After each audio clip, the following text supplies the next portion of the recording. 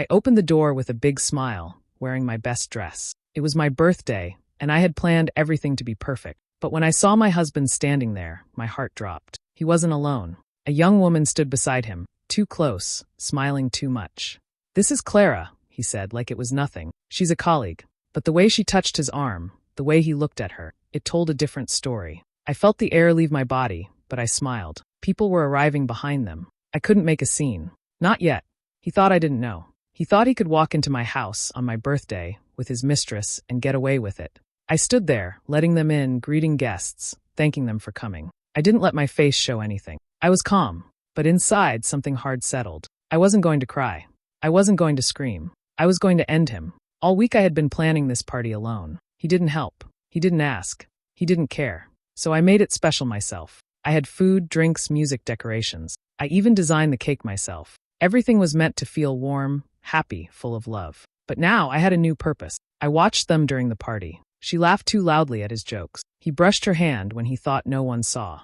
But I saw. And every little move they made, every look they shared, added fuel to the fire inside me. I kept smiling, chatting with friends, thanking family for coming. My best friend came up to me, eyes wide. "Who is that?" she asked quietly. "Later," I whispered. "Just wait for dessert." I stayed close to the kitchen, keeping the cake hidden until the right moment. I wasn't going to waste my pain on a fight. I was going to make a memory no one would forget. He was laughing, enjoying himself, thinking he was clever, thinking I was blind. But I was watching everything. He walked into a party, but I was preparing something else. A night he would never forget.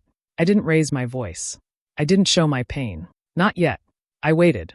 I planned. And when the time was right, I was going to serve him exactly what he gave me, but sweeter. 1 week before the party, I sat at the kitchen table with a notebook and a pen. I had planned every detail myself. My husband didn't ask if I wanted a party. He never did. Every year, I waited for him to remember, but he never made the effort. This year, I decided I wouldn't wait. I planned my own birthday.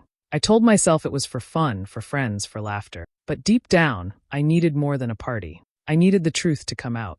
I booked a caterer to handle the food. I ordered drinks, set up lights, cleaned every corner of the house. I picked the playlist and sent out the invitations. I invited our friends, my family, and even more of his. I wanted everyone there. I wanted people to see us. Not the fake version of us, but the truth I had discovered. The cake was important. I worked on the design myself. It was beautiful, white and gold, elegant but simple. People would think it was just a cake, but it wasn't. It was the center of everything. I gave special instructions to the bakery. I knew exactly what I was putting inside. I didn't want just a sweet ending. I wanted a sharp one. We had been married for 7 years. In the beginning, we were happy.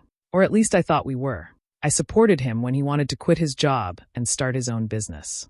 I worked long hours while he chased his dream. I paid the bills, kept the house running, and believed in him even when no one else did. When his business finally grew, I quit my job to help him full-time. I never asked for anything in return. I just wanted us to be a team. But something changed. A few months ago, he started acting different. He came home later. He was always on his phone, smiling at messages he wouldn't show me. He got new clothes, started going to the gym again, and bought expensive cologne. At first, I thought he was just stressed or trying to take care of himself. I didn't want to believe something was wrong. Then one night, his phone buzzed while he was in the shower. I wasn't trying to spy, but the message lit up, and I saw a name I didn't recognize. The words were too personal, too familiar. I didn't say anything that night.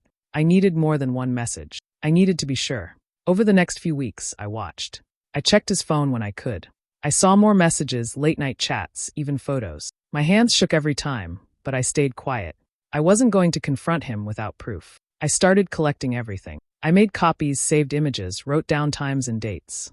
And then I planned the party. Now, with everything ready, I smiled at him every day like nothing was wrong. I kissed him goodnight, asked about his work, played the part of a loving wife. He thought I knew nothing, but I knew everything. And soon, everyone else would too.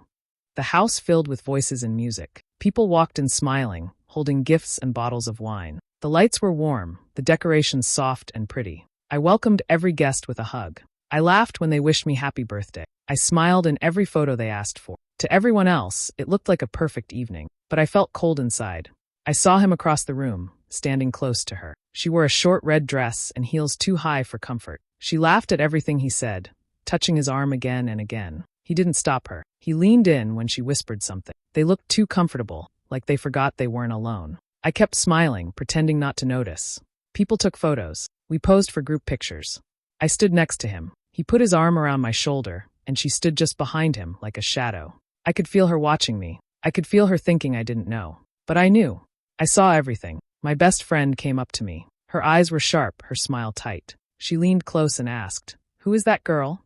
Why is he acting like that?" I held her hand and gave a small smile. "Just trust me," I whispered. "Wait for dessert."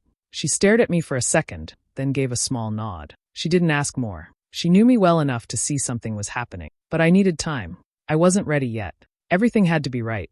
As the night went on, I watched them. At the table, she sat too close. Her knee touched his. He didn't move. When he thought no one saw, he touched her hand. He whispered something that made her giggle. He looked proud of himself, like a boy getting away with a secret. I saw him glance at me once. He smirked. He thought I was too busy with guests, too trusting, too blind. I walked past them without looking. I didn't say a word. I didn't let my face show a thing. But inside, my heart beat louder than the music. I counted the minutes. The cake was hidden in the back, where no one could see it yet. I found the caterer and gave a quiet instruction. "Don't bring out the cake until I say so." He nodded and went back to the kitchen. Guests kept talking and drinking. Someone gave a toast. Everyone laughed. He laughed the loudest. She touched his shoulder again, like she belonged there, like I was the guest in my own house. But I stayed still. I didn't break. I didn't cry. They were too busy enjoying their little game. They didn't notice me watching. They didn't know I had already made my move. Soon they would find out.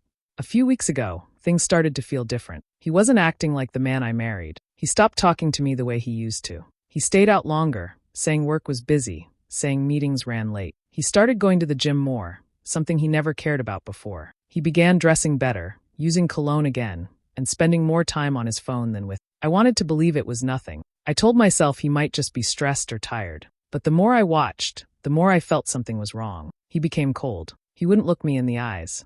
He smiled less when I spoke. He touched me less.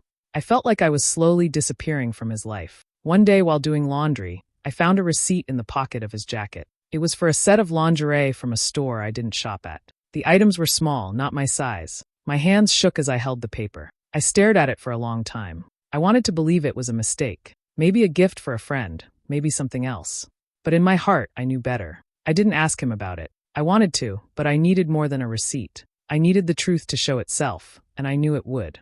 I started watching more closely. I paid attention to everything. His schedule, his mood, the way he spoke. Nothing felt real anymore. One night, he came home late. He had clearly been drinking. I helped him into bed. He didn't even look at me. He mumbled something as he lay down, almost asleep. One word. A name.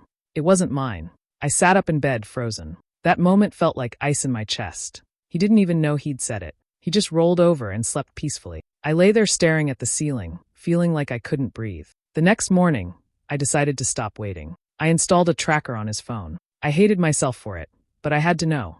A part of me still hoped I was wrong, but I wasn't. That Wednesday, I watched his location from my phone. He said he was going to a meeting downtown. I saw him drive past that area and stop near a hotel. He stayed there for over 2 hours. My hands were cold as I stared at the screen. I sat in the car, parked nearby. I watched the entrance. He came out with her. She wore a coat over her dress, but I recognized her right away. I had seen her photo on his phone once, saved under a fake name. I didn't cry. I didn't scream. I felt numb. They didn't see me. I didn't get out of the car. I didn't take pictures. I didn't need more. I had all I needed. It was over. Not the marriage yet, but something in me had ended. I drove home without thinking. I sat in the dark in my living room for a long time. At first, I felt pain. Then I felt tired. Then I felt angry. He didn't just cheat. He used my love. He used my time. He let me believe we were still something when I was just a cover. I didn't cry again after that day. I started making notes. I wrote down the date, the time, what I saw. I made a folder. I saved screenshots of his messages. I kept records. I didn't tell anyone. I smiled when he came home. I asked about his day. I let him think I didn't know. But I knew. And I was planning. After I knew the truth, I didn't waste any more time feeling sorry. I needed to be smart. I didn't want to scream or beg. I wanted to end this on my terms. Quietly, clearly, in a way no one would forget. I started by gathering proof. I waited for moments when he left his phone on the table or fell asleep. I went through his messages, taking screenshots of everything. There were texts with her photos, little notes that showed just how close they were. He never even bothered to hide it well. He thought I'd never look. That was his mistake. I found messages where he made fun of me, said I was too trusting, said I didn't notice a thing. I saved those too. I took pictures of his location history, showing visits to the same hotel again and again. I knew what it meant, but now I had the kind of proof people couldn't deny. One night, I asked him simple questions. I wanted to hear how he'd answer. He was tired and careless. I gently pushed the topic of our marriage, our routine, how we had changed. He started complaining. He said he felt unseen, that he missed excitement. He didn't say her name, but I recorded the whole call from another phone in my pocket. With everything collected, I created a folder. I named it For Everyone Wondering. Inside it, I placed all the screenshots, pictures, and voice recording. It was organized and easy to follow. I uploaded it to Dropbox and made sure the link was open to anyone. Now, I just needed a way to share it, quietly but publicly. I thought about emails, about printing pictures, about group texts. But then I had a better idea. A sweet one. Simple, soft, and impossible to ignore. I called the bakery and asked if they could do something special. I wanted a beautiful cake. White buttercream, gold trim, 3 layers. It had to look clean, perfect, like something made for a celebration. They agreed. Then I asked if they could place something inside each slice, a small square made of edible paper. They were confused, but I explained. I sent them the image of a QR code that led straight to the Dropbox folder. They said it was unusual, but they could do it. I told them to keep it quiet. It was part of a surprise. I felt calm after that. I had made my plan, and it was in motion. He would walk into the party thinking it was just a cake, just another event where I smiled and stayed silent. But when people scanned that code, they would see the truth for themselves. I didn't need to shout. I didn't need to explain. I just had to wait. The cake would do the talking. I watched him laugh at me. He was sitting with her again, too close, too familiar. She whispered something in his ear, and he laughed loud enough for people nearby to hear. Then he looked straight at her and said, "She's so gullible. I could cheat in her bed and she'd iron the sheets after." He laughed again. She laughed with him, and I just stood there. Something inside me cracked, not like glass, but like a rope finally snapping after being pulled too tight for too long. I didn't feel hurt anymore. I didn't feel like crying. I felt calm, cold, clear. He didn't care if anyone heard. He didn't care that I might be nearby. He thought I was somewhere in the room playing the role of the sweet wife, too blind to know what was right in front of me. He was wrong. I knew. I had known for weeks. And I had been waiting for the perfect moment. This was it. I didn't make a scene. I didn't say a word. I just looked across the room and caught my best friend's eyes. She noticed something was different. She walked over quickly and studied my face. "It's time, isn't it?" she asked quietly. I nodded. Yes. She didn't ask anything else. She knew me well enough to see I wasn't playing games anymore. I walked to the center of the room, my heels clicking on the floor, my heart steady. I raised my glass.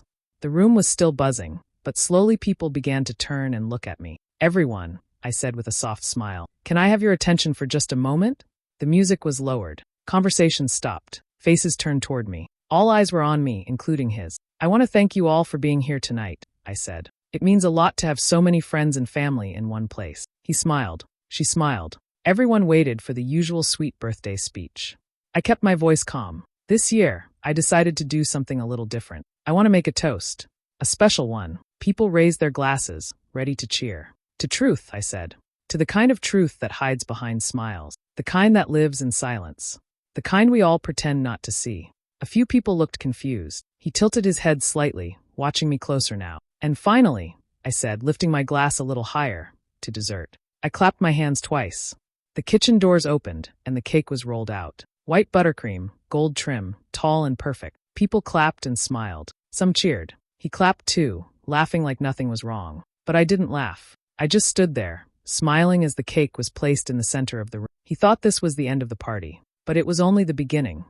The room felt warm with laughter and voices. Everyone stood around the cake, smiling, clapping, and taking pictures. The candles were already lit. I didn't make a wish. I just looked at the faces around me, friends, family, people who thought this was just a birthday party. I looked at him. He still had that same smile, thinking he was safe. I picked up the knife and slowly cut the cake. It sliced cleanly, the layers soft and perfect. People were excited to taste it. I handed out slice after slice, one by one, keeping my smile calm. He got a piece.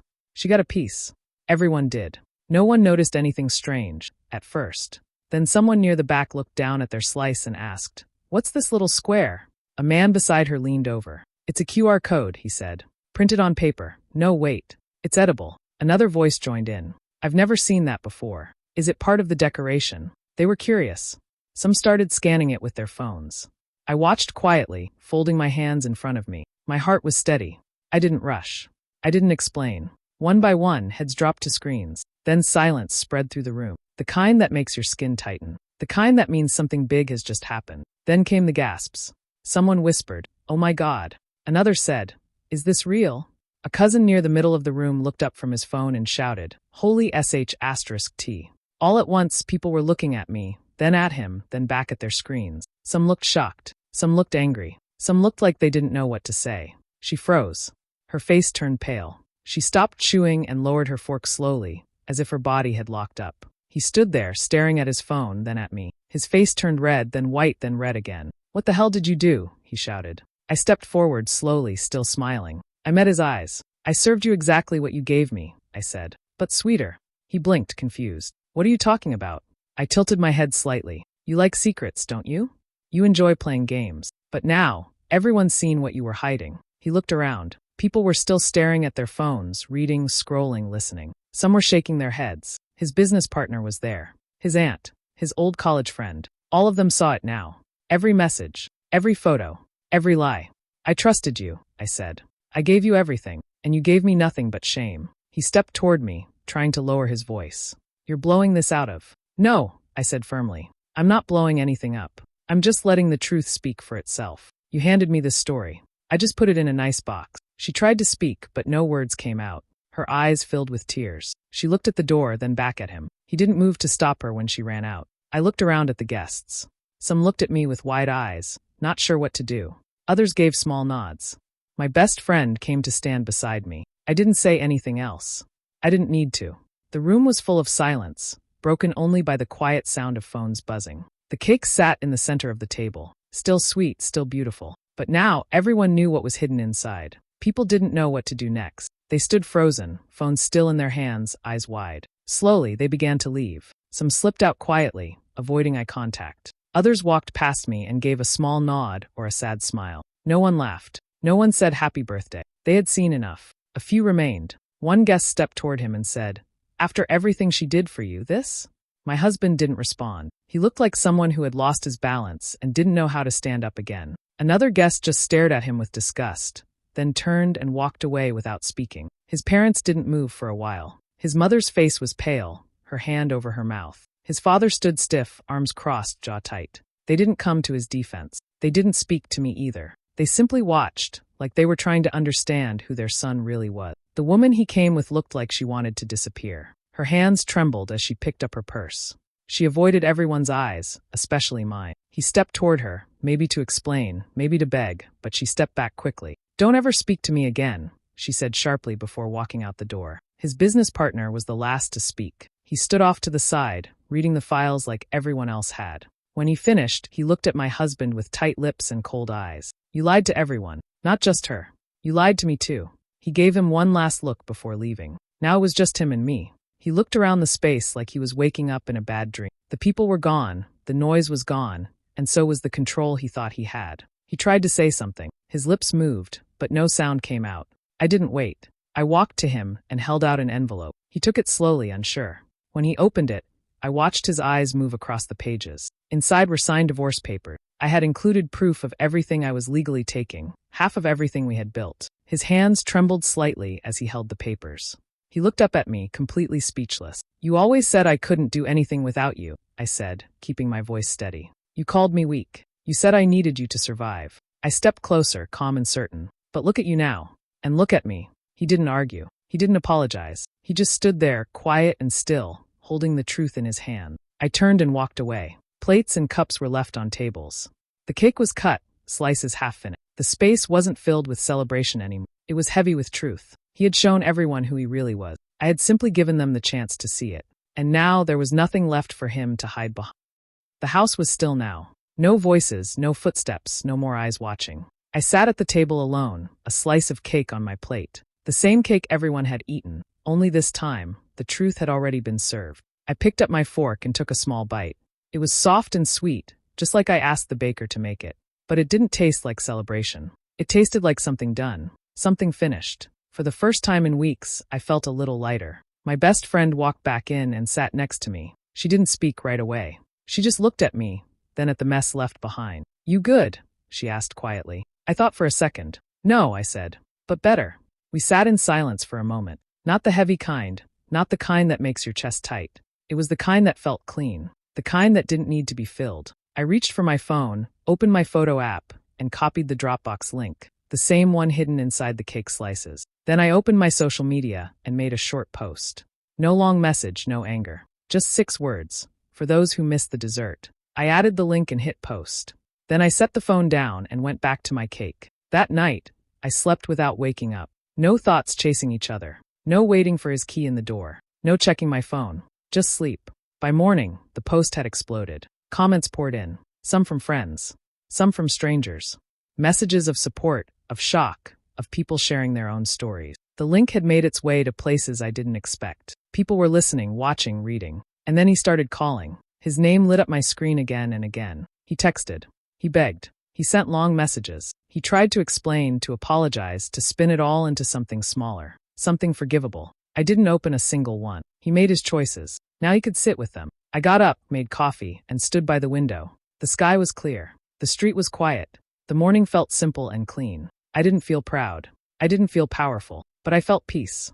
And that was enough for now. 6 months later, things had changed. She had moved into a new apartment. It was small, but it felt like home. No more pretending. No more living in the shadow of lies. She had her own space now, her own life. She had started her own business too, something that had always been a dream. It wasn't easy, but she loved every minute of it. It was hers to control, hers to build, and that felt good. Her ex's favorite leather chair was still there. It was now her dog's chew toy. The chair was old, torn in places, but she couldn't bring herself to throw it out. It was a reminder of everything that had happened. Every time her dog chewed on it, she just smiled. It was a reminder that she had moved on. People still messaged her. Some were old friends. Some were strangers who had seen her story. They thanked her for inspiring them. They said they'd found the strength to leave situations they weren't happy in, just like she had. It felt good to know that her story had made a difference.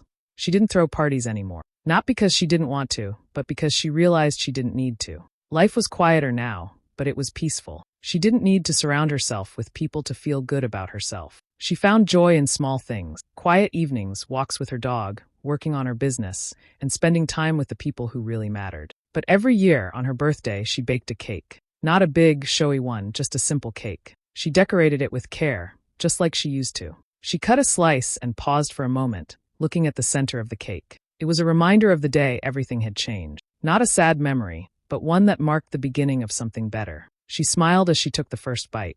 She didn't need to prove anything anymore. She didn't need anyone's approval. She had learned that she could stand on her own, and that was enough. Things were different now. They were better, and she knew she was going to be okay.